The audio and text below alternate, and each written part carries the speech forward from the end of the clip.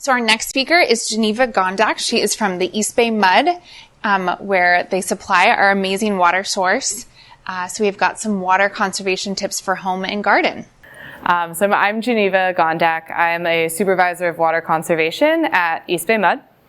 So we have a whole team dedicated to helping all of our customers, our residents, businesses, parks, golf courses beyond save water. And so today we're going to talk a little bit about our water supply here in the East Bay. We'll talk a little bit or mostly about tips to use water wisely.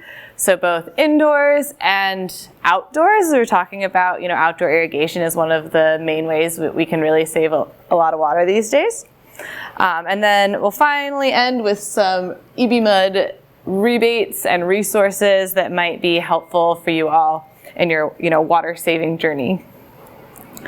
So, you all might already know this, but East Bay Mud serves water to kind of a district, a lot of Alameda and Contra Costa counties, and we have over 1.4 million water customers, and we're maintaining over 4,000 miles of pipe in the streets. So that's why you probably see our crews around.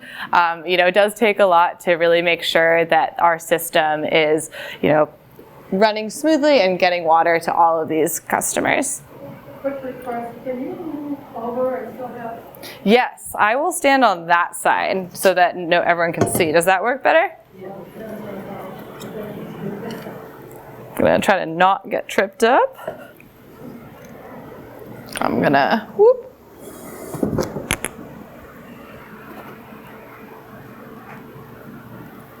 Just gonna put this right here. Okay. Can you see a little bit better? Sorry, and I realize no one probably can see them anyway, so. Oh, okay. Your eyes are better than mine.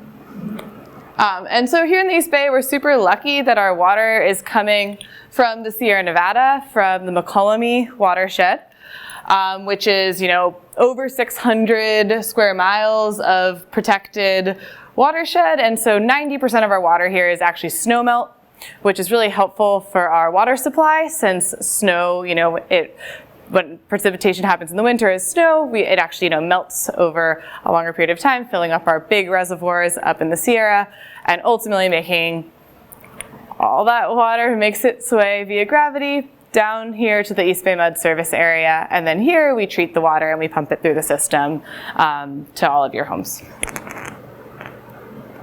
And this is kind of, just a picture of that whole process. You can see, the huge aqueducts, our Pardee Reservoir. We actually have a lot of recreation land too. So if you ever do make it up to the McCollum watershed, it's south of Tahoe, essentially north of Yosemite. It's quite beautiful, and you can go on hikes. You can see the reservoirs.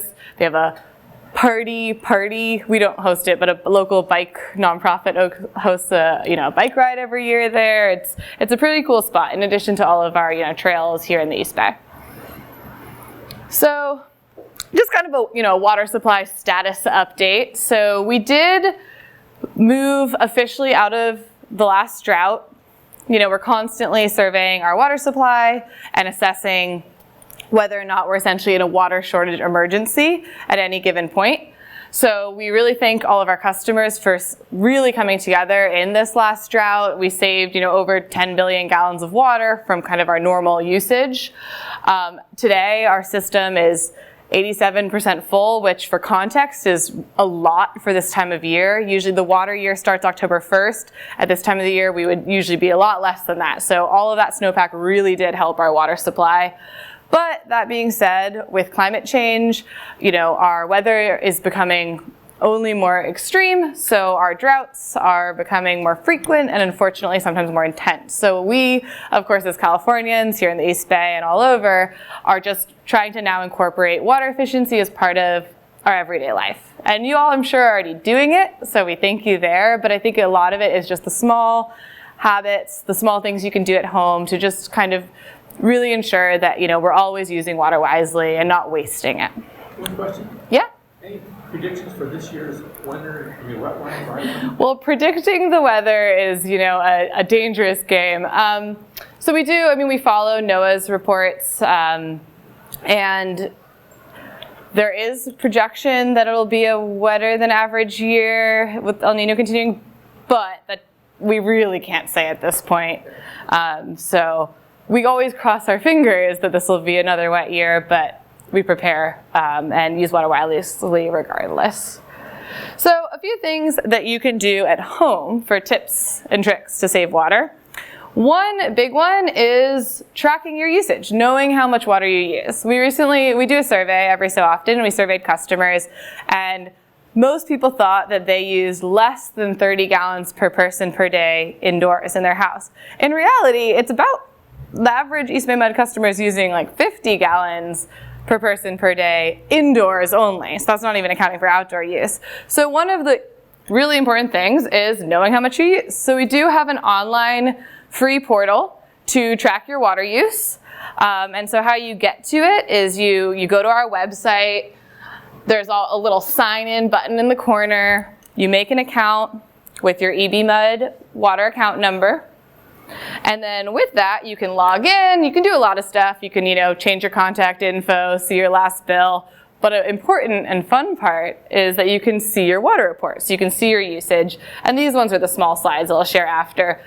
But essentially, it has a dashboard to show you, how you're doing. There's a bit of a comparison to other similar households. So households with similar yard sizes and the same number of people in generally the same climate area. It's not your exact neighbors, so the comparisons will not be perfect, but it's a general sense of how you're doing. And then, more importantly probably, you can get all of your historic water use. And so for this customer, I could see it out over a lot of years or focus in on any given year. And so you can kind of hover over each point and see how much you used during a given billing cycle. And you can kind of see, again, these average household lines to see how you're doing. And most importantly, it's helpful to be tracking your water use because then you'll know if you might have a leak. So if your water use goes up a bunch or you get that really high bill, the cause is usually going to be a leak unless, you change something up a bunch in your house. So one of the main tips that I always have is to look for leaks. This is the easiest way to save water, especially because wasted water isn't something anyone wants. It's costing more on your water bill, which is a bummer. You're not getting to use it. It's usually going down the drain or worse, causing damage. So one of the first things to do is always checking for leaks. And we do, if you don't know where to start, we do have a free kind of home audit kit that we'll mail you for free. You just put your address in on our website. And I do have a few here today if anyone wants to take one home with you. And it kind of takes you through how to check for a leak, how to check your meter. And then it always includes some little toilet dye tabs, which I also have out here. I recommend every year if you're checking your fire alarms, you should also check your toilets for leaks. 25% of houses have at least one toilet leak, and they're usually silent, and the water's just going down the drain, so it's not causing a big puddle anywhere. So these are just food coloring. You put them in the tanks of your toilets. You wait, you do nothing for about 15 minutes. If any color shows up in the bowl, it means that flapper, the part that opens and closes when you flush the toilet, just isn't sealing all the way. They're rubber, they wear it out over time, and it means it's time to replace just that part. You don't need a whole new toilet. Less than $20 at the hardware store. Do make sure, that it matches your toilet brand, but you can swap it out in less than 5 minutes. Many a help video on our YouTube page too, if you're not sure where to start. And then the kit also will help you, checking for indoor leaks, outdoor leaks, and if you fill it out and send it back to us, it's also an email one. You can just email it back to us. We'll send, aerators for your faucets, efficient shower heads, things like that for free.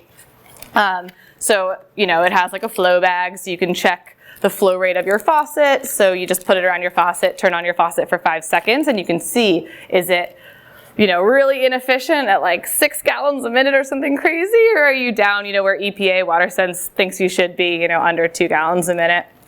So a helpful tip. So that's, kind of our indoor water use focus. A lot of it are the things that I'm sure you all are doing every day. Running full loads of laundry, making sure you do have those efficient shower heads and aerators. You know, we now have EPA Water Sense. It's kind of like the Energy Star label for water. So it's a helpful thing to look for. EPA does do product testing basically and set standards. So it is like a verified one to look for when you're buying new fixtures to make sure that your fixtures are efficient. And kind of like with that, if you do have efficient fixtures and you don't have leaks, then it's pretty easy. You can't read these numbers at the bottom, but to be hitting around 35 gallons per person per day. So I always say kind of like strive for around 35 you're doing pretty good if you're there. And it's pretty simple. Like these are all reasonable actions, you know, running your faucets, doing laundry twice a week, running your dishwasher, all the things you normally do, you really could be around 35 rather than like 50. However, where we have a lot more range and a lot more potential room for savings is often outdoors. So a lot of homes, you know, are using, maybe don't even have gardens, are living in apartments, and so they're just that indoor use. But if you have an outside landscape and you're irrigating, some houses we see are using, you know, well over half their water outside. And it can, you know, it can be 10% inside, 90% outside in pretty crazy scenarios. But it really happens and people don't quite realize how much water can be applied to landscapes when irrigated inefficiently or when they're really high water use plants like grass and turf. So one of the main things we always are trying to encourage customers to do, and we have programs to help, is to transform lawns into beautiful native water-wise gardens. Or even simpler, just checking your irrigation system to make sure that it's not leaking and that it's watering efficiently.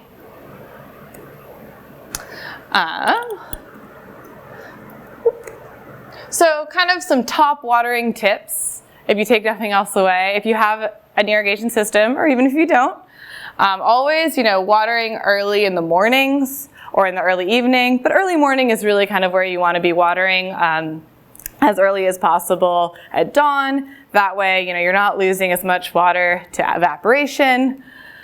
Also, when we're watering, we want to think about watering deeply and less frequently. So we recommend cycling and soaking. So instead of watering for, like 8 minutes or say 15 minutes, instead doing it as, shorter cycles, watering like once or twice a week instead of like just a tiny bit every day where it's not actually soaking down and getting to your roots of your plants. So you're trying to encourage deep root growth. Evening watering, while you do get those evaporation benefits, our kind of plant folks have always advised us that having that moisture all the way overnight, let's say you watered at 6 p.m., can sometimes lead to kind of like disease. So that's the caution. So that's the thought. If you water at dawn or before daybreak, you're going to get the benefit of less evaporation and have really healthy plants. But yeah, that's where it comes from. I mean, ultimately, we just hope you're not, sprinkling a lawn at noon in the beating sun. And kind of on that note, reviewing your watering schedule. So if you have a controller, either a conventional, the type that you have a timer and you set by hand, or a newer smart controller that's auto-adjusting, they're still not, set it and forget it. So a lot of folks, especially with the older timer, manual set ones, will have one program and they run it almost year round. They turn it off for like December and January, but the rest of the year it's on. And let me tell you, around now, in like November, your plants don't need as much water as they do in July. So it's really important to be adjusting your irrigation schedule with the seasons. And just to double check, are your zones still accurate? Do you have did you think it was watering one section, but it's not? We should check that and just make sure that our watering is efficient. And kind of similarly on that note, I saw a few people grab it, but we do have a lawn and landscape watering schedule that has tips for kind of how often you should be watering at various times of year. So you can see these are months, January, February, March, and so it's saying as the year changes, this is how much you should water based on what type of irrigation you have. And then finally, perhaps most importantly, is just tuning up your irrigation system, which is checking it. So a lot of irrigation systems are running before we wake up, right? We're following those advice. It's irrigating at like 4:30 a.m. I didn't see my sprinklers go off at 4:30 a.m. So we always recommend, at least at the start of the season, start of the irrigation season, to manually run your zones during the day. And that way you'll see if there are big leaks, if you have a lot of runoff in certain zones, if there are, funky spouting fountains from some of your sprinkler heads. So that's kind of one of the top things to do, is check your controller and check each zone for leakage or any other breaks. Okay, so kind of on the fun side of things, rather than attending to our irrigation systems, we're in fall, which is a great season for planting. We really want to use the natural irrigation of rain here in California. So if we plant in the fall, that establishment watering is, supplemented by rainfall. So it's a great time to plant. And when we're planting, we really want to be thinking about things like considering hydrozones. So if you have different types of plants, if you have, let's say, some plants are in the shade and some that are in the full sun, they're probably going to need different amounts of water. So by splitting up, how you irrigate and by grouping your plants into hydrozones, you can ultimately save a lot of water rather than just all, watering up to the highest water use plant in the area or to the, the sunniest area. Another fun one of my favorites, is developing your plant list. So if you don't know where to start with coming up with a plant list, I saw some people pick up we have just like a printout of top 100 plants. Our volunteer landscape advisory committee helped formulate that for local plants that are pretty hardy, do pretty well, and are low water use. We also have it as an online tool.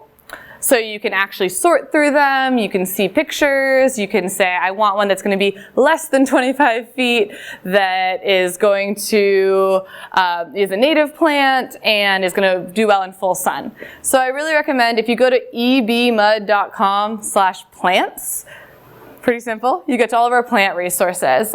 We also highlight resources like design guides and charrettes. We highlight the California Native Plant Society, which has a really great plant finder tool. So it's definitely a place to look. If you're thinking about, you want to put in some new plants that are hopefully water-wise, maybe natives, and you don't know where to start, so there are some great resources. And then finally, we always, recommend thinking through your irrigation system. Are you going to be converting from sprinklers to drip? Are you going to hand water the zone? What's the plan? And, we also have a lot of resources around, especially things like putting in drip irrigation. So you can find those on our website. And then finally, if you are converting a lawn, we always recommend sheet mulching. Who here knows what sheet mulching is? No one. Wow, new crowd. So sheet mulching is just a way of converting a lawn. So rather than digging out a lawn physically or killing it off with herbicides, a much more environmentally friendly way to go is to collect some cardboard boxes. We all know that someone has, or at least their neighbors has some Amazon packages they're not, using. You lay the cardboard out over the existing turf, then you lay some compost and some mulch. And what happens is the cardboard is blocking the sunlight, so it will kill the lawn in place.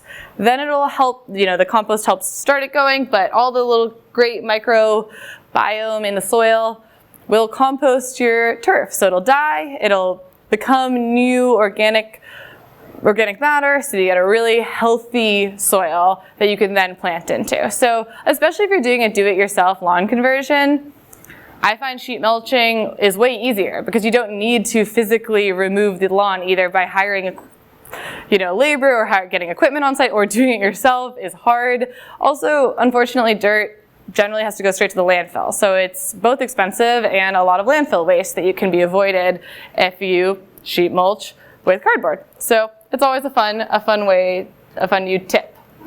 And similarly, finally, mulch.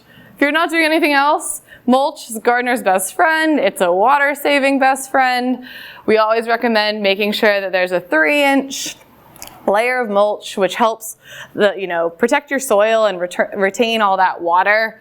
There are always some tips, like you don't want your mulch all the way up to your trees because you do want to give them a little bit of room to breathe, but mulch also does, degrade over time, so filling in your mulch is always a helpful fall tip. And then finally, if you're thinking about doing any of these things, but you're not sure where to start, we have both resources and rebates. So we do offer up to $2,000 to homeowners to do lawn conversion and irrigation upgrades.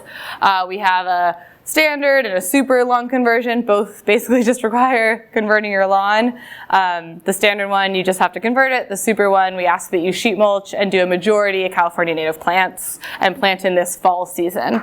And then we also recently added a landscape design assistance program that is actually, it's separate. You can do it even if you're not doing getting a rebate for lawn conversion. And it's a 2-hour consultation with a professional designer at the start of your landscape transformation project. So they'll come out on site and give you some tips, some ideas for your plant lists, things like that. You do have to do the transformation, but given that you do the transformation, we'll then rebate you for that $200 2-hour visit. And similarly, we have rebates for irrigation equipment, like getting a smart controller, getting higher efficiency sprinkler nozzles if you do keep sprinklers, irrigation flow sensors, and more. And last but not least, we also have a rebate for flow meters. So flow meters are devices. Most of our meters are read manually by hand every 2 months by a meter reader. So they lift up the concrete cap, read your thing, and then that's how you get your bill. So because of that, if you had a big leak, you might not know for up to 2 months. So that could be a lot of water wasted, a lot of damage. Instead, if you install a flow meter, and a lot of them are really simple. So this is a picture of a meter box. This is your meter. And this is a flow sensor that's just quite literally strapped with like an industrial strength, rubber band around it. So you don't need a plumber or anything. It's a 10-minute process, less. Then you can they usually have an associated app on your phone or your computer. And you'll get real-time alerts. So it'll be like, hey, we think you have a leak because water has been running continuously for the last hour. Or you might have left something on. And then you could go fix it. Or you can see, oh no, my irrigation system last night used 1,000 gallons of water, and every other night it's used 250. Something's up. So I think it's one of our most popular rebate programs. Basically, we'll rebate half the cost of the device, and they're a really, really helpful tool since we don't quite have smart meters. And they install right in the same box.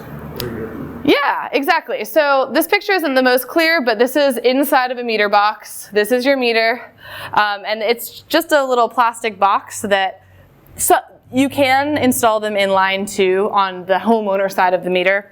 But this type is on meter. There's no plumbing. It's just literally a rubber band that holds it around the meter. And it's detecting basically the magnetic, the metal device as it has revolutions. It's counting them, and then you have a little receiver that you plug in your home somewhere where there's Wi-Fi, so it's sending it to the receiver, which then is going to give you alerts. Yeah, so they're very easy to install, and they're really helpful, and they quickly pay for themselves if you ever have a leak. And then finally, we do a lot of other things too. We have some upcoming webinars. Actually, tomorrow we have a really cool one.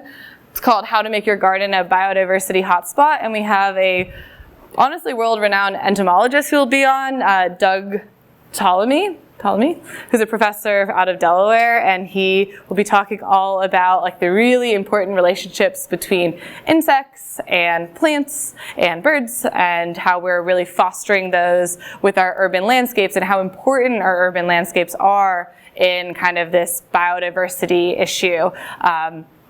We only have so many park spaces, so by having really vibrant gardens, we're helping all of the wildlife and ecosystem around us. And we have webinars, we have full YouTube playlists of videos for how-tos of all the things I mentioned, so always check those out. And then if you're thinking about doing a rebate but you don't know where to start, we do virtual office hours every Tuesday from noon to 1, so you can just hop on Zoom, and I or colleagues will be online to answer any questions.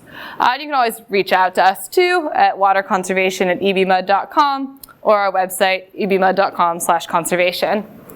And kind of like the final note is that, we're always pushing for water conservation. That's our whole team name.